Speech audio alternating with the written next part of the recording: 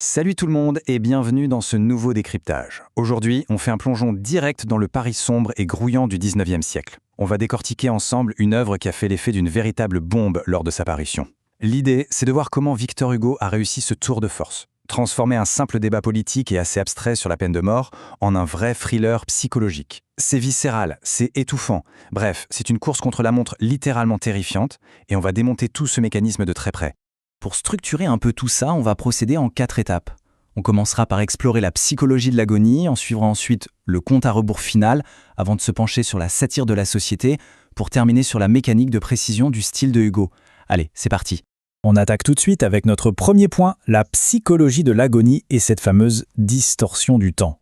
Alors la thèse de Hugo, elle est limpide. Le vrai bourreau dans cette histoire, ce n'est pas du tout l'homme cagoulé, et ce n'est pas non plus la lourde lame de la guillotine. Non, le vrai bourreau, c'est le temps. Si on compare les deux, la douleur physique, le moment où le couperet tombe, ça dure une fraction de seconde, c'est complètement éphémère, mais la torture mentale, l'anticipation, c'est 1000 fois pire. Imaginer sa propre mort tout seul dans la pénombre d'un cachot, compter littéralement chaque seconde qui passe en sachant ce qui arrive au bout, c'est une torture indisible. Hugo nous montre vraiment avec une précision quasi clinique que l'horreur absolue, c'est cette agonie morale. Et ce qui est absolument génial, c'est que cette obsession de l'horloge, elle dicte la forme même du livre. Au tout début de l'histoire, quand le narrateur a encore plusieurs semaines à vivre dans la prison de Bicêtre, les chapitres s'étirent. Ils sont longs, structurés, très réflexifs. Et puis, plus l'heure approche, plus la pensée explose en morceaux. Les chapitres rétrécissent de façon drastique jusqu'à devenir juste quelques lignes jetées en panique sur le papier. En fait, en lisant, on s'emballe avec lui. Ça mime parfaitement cette panique respiratoire, ce sentiment d'étouffement. On sent physiquement que le temps lui glisse entre les doigts. Ce qui nous amène à notre deuxième étape, le compte à rebours final, et ce trajet inexorable vers l'échafaud. À ce stade, le cauchemar psychologique devient très concret. L'homme n'est plus qu'un colis qu'on déplace dans une machine judiciaire d'une froideur absolue. Tout bascule à 6 heures du matin. Le directeur de la prison débarque en personne pour annoncer le rejet du pourvoi en cassation. En clair, c'est pour aujourd'hui. Ensuite, 8h30, c'est le grand transfert. On le jette dans une calèche fermée et l'ambiance est suffocante. Chaque caillot de la route, l'obscurité, tout ça écrase le moindre espoir. Et la mécanique continue jusqu'à 15h où il traverse les rues de Paris bondées de monde pour arriver enfin à la destination finale, l'hôtel de ville. Et si on fait un petit zoom sur ce qui se passe durant la matinée à la conciergerie, on assiste à la tristement célèbre toilette du condamné. Mais attention, il ne faut pas voir ça comme un simple préparatif. C'est une dépossession totale. On lui coupe violemment les cheveux, on lui déchire le col de sa chemise pour bien dégager la nuque. C'est d'une violence inouïe. À chaque coup de ciseau, c'est un dernier lambeau de sa dignité humaine qu'on lui arrache.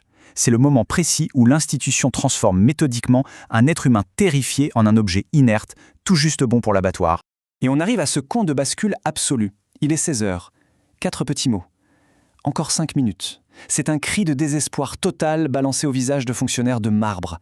Le narrateur mendie 5 misérables minutes de vie supplémentaires en espérant une grâce du roi qui de toute façon n'arrivera jamais.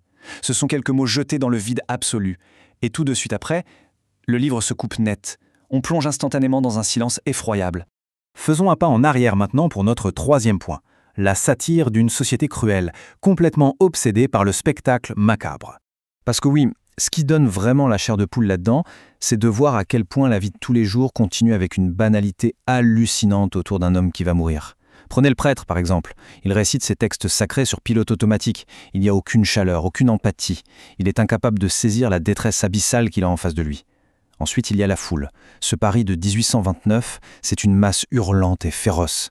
Les badauds viennent assister à l'exécution comme on irait au théâtre. Ils s'insultent, ils mangent, ils rigolent, déshumanisant totalement l'acte de tuer par leur voyeurisme assumé. Mais le sommet de l'absurde, ça reste quand même l'administration judiciaire. Les bourreaux et les geôliers font leur boulot avec une courtoisie qui rend le tout encore plus monstrueux. Et il y a ce passage complètement surréaliste où un geôlier, le plus poliment du monde, s'approche du condamné et lui demande ses numéros de loterie. Vous imaginez le niveau de déconnexion ? Le gars traite cette exécution comme une routine de bureau et espère juste qu'un futur mort va lui porter chance au loto. C'est tellement grotesque qu'on en a littéralement le vertige.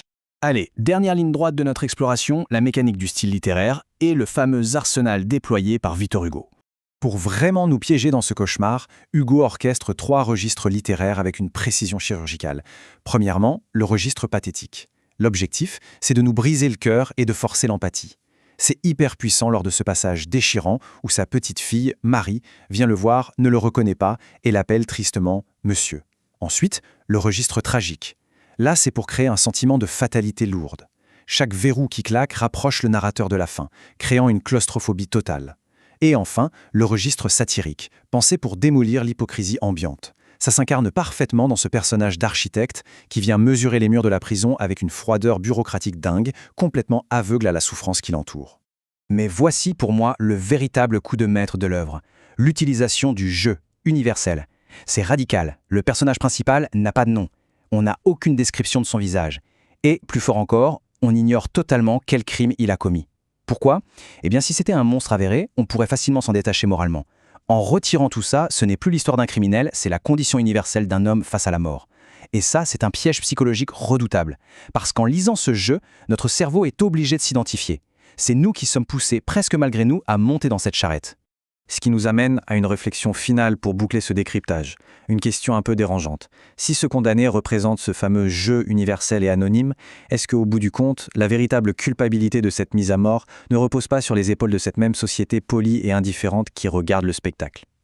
C'est une pensée assez glaçante qui nous force encore aujourd'hui à interroger les rouages de la justice et notre propre part d'humanité. Merci d'avoir suivi cette analyse d'une œuvre qui a vraiment secoué son époque. Gardez votre esprit critique bien affûté et on se retrouve très vite pour une nouvelle exploration.